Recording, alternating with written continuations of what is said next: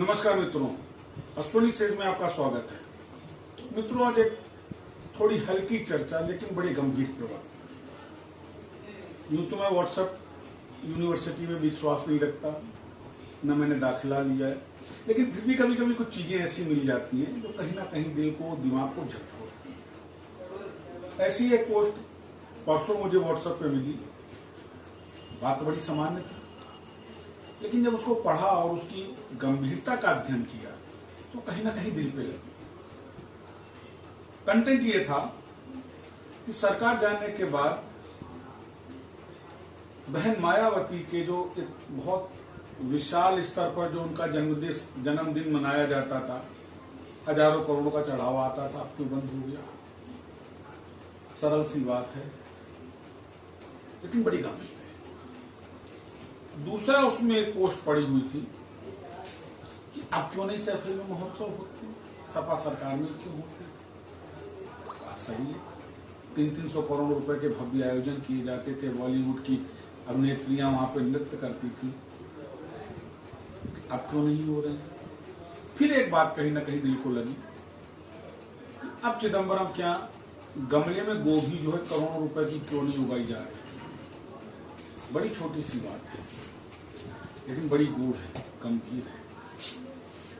और इन ऐसी कई पोस्टों का जब आकलन समझ लिया कि चाहे वो बहन जी का भव्य स्तर पर मनाया जाने वाला जन्मदिन हो या भव्य स्तर पर बनाया जाने वाला सैफई महोत्सव, मित्रों ये इसलिए नहीं मनाए जा रहे हैं कि ये केवल हमारे विकास के पैसों पे मनाए जा रहे हैं। ठीक उसी तरीके से कि अब वो अधिकारी नहीं है जो गोभी को गमले में करोड़ों रुपए की लागत का उत्पाद मानते हैं। मित्रों, ये व्यवस्था लोकतंत्र में चल रही है। हमारी राजनीतिक पार्टियां इस तरीके से हमारा दोहन कर रही है, और इसमें कोई पार्टी अछूती नहीं है। मित्रों, मैंने 4 दिन पहले अपने वीडियो में एक छोटा सा विज्ञापन शेयर किया था, और विज्ञापन भारतीय जनता पार्टी से संबंधित था। जिसमें एक महिला यूं उंगली दिखाती है, जिस पे सही का निशान लगा होता है। वो बड़े गर्व से वो कहती कि मैंने एक वोट दिया तो मेरे घर में 5 किलो राशन फ्री आया। तो उसी के बगल में दूसरा विज्ञापन चल रहा था।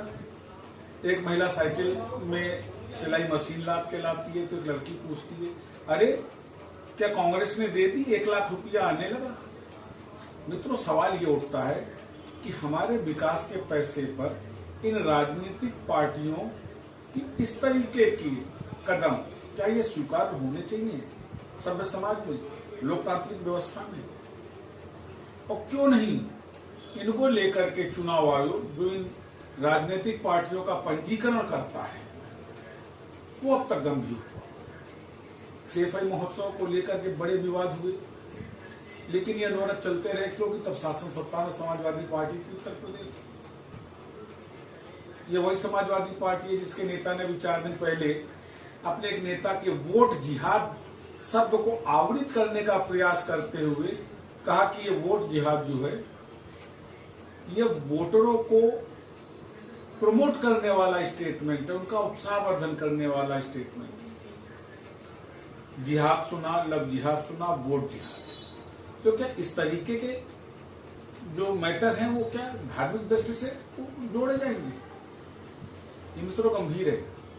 ये इसलिए गंभीर है कि ये कहीं ना कहीं हमारे लोकतंत्र के असल स्वरूप को प्रभावित करते हैं, और ये हमको इसलिए सोचना पड़ेगा क्योंकि इन्हीं चीजों से हमारा और हमारे बच्चों का भविष्य जुड़ा है। आप सोचिए कि इतने भव्य आयोजनों का बात जब बच्चों के भविष्य की आती है, बात जब देश के भविष्य की आती है, तो मित्रों ये हमारा दायित्व बनता है एक जागरूक नागरिक होने के नाते कि हम सोचें हमारी राजनीति हमारे देश को, हमारे बच्चों के भविष्य को किस तरफ लिए जा रहे हैं। वोट जिहाद, एक नई उत्पत्ति, एक नई खोज, एक नई सोच, क्या ये देश हित में है। लव जिहाद, एक नई सोच, एक नई उत्पत्ति, एक नई खोज, क्या ये देश के हित में है। हमारे पैसों पर इतने भव्य आयोजन, क्या ये उचित है। हमारे पैसों पर अपना जन्मदिन मनाना, क्या ये उचित है। हमारे पैसों पर निःशुल्क का राशन वितरण, क्या ये उचित है? हमारे पैसों पर 1 लाख रुपया हर महिला को देने की बात करना, क्या ये उचित है?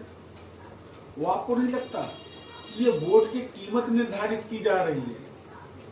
वैसे तो चुनाव आयोग बड़ा सक्रिय है, गाड़ियों की चेकिंग हो रही है, 100 करोड़ से ज्यादा नोट पकड़े गए हैं, लाखों करोड़ रुपए की दारू पकड़ी गई है, लेकिन चुनाव आयोग को यह प्रलोभन नहीं दिख रहा है जो विज्ञापनों के माध्यम से राष्ट्रीय टेलीविजनों पर चल रहा है। क्या इन पार्टियों को पंजीकृत करने वाले चुनाव आयोग को यह नहीं दिखता कि ये भव्य आयोजन कैसे हो रहे हैं? पार्टियां अपने महिमा मंडन के लिए जनता का पैसा कैसे दुरुपयोग कर रही हैं? पार्टियां अपने महिमा मंडन के लिए, अपने नेता के महिमा मंडन के लिए किस तरह हमारे पैसों पर इन भव्य आयोजनों को कर रहे हैं? अभी भी समय मित्रों, आम नागरिक को जागरूक होना पड़ेगा और ऐसी व्यवस्थाओं का विरोध करना पड़ेगा। सोचिए, पुनः आपसे मुलाकात करूंगा। नमस्कार।